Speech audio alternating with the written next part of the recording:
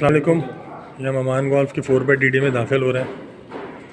ये इंटर होते साथ ही राइट साइड में मेड रूम है और मेड रूम के साथ वॉशरूम है। फिर हम अंदर आते हैं तो मेरे सेकंड राइट पर जो है ना, ये ड्राइंग रूम है। इसका अच्छा स्पेशियस ड्राइंग रूम है और सामने जो है बिल्कुल गोल्फ व्यू दिख रहा है। ये एक्चुअल में गोल्फ व्यू अपार्टमेंट्स हैं। बाकी सब ने क्लेम ज़रूर कर रखा है बट उनका गोल्फ व्यू नहीं है। ये सेकंड जो रूम है ये इसका लाउंज है। ये अलग से लाउंज बनाया गया है विद टेरेस, ठीक है। देन फिर हम यहाँ से अपने लेफ़्ट पे दाखिल होते हैं तो सबसे पहले ये किचन आ जाता है।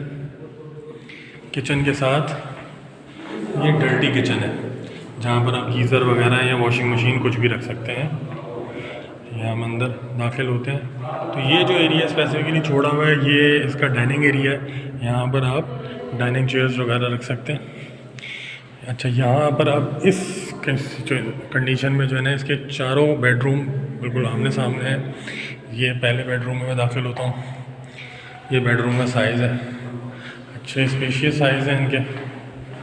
ये इसका वॉशरूम है, ठीक है। देन इसी के बिल्कुल बराबर में सेकंड बेडरूम है, इसका भी अच्छा साइज़ है।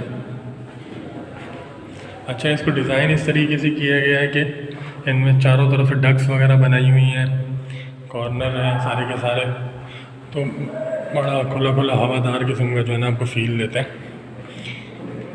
ये इसका तीसरा बेडरूम है, इसका वॉशरूम है।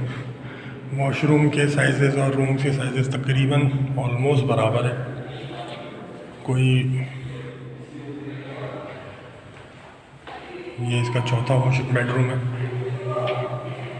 With washroom.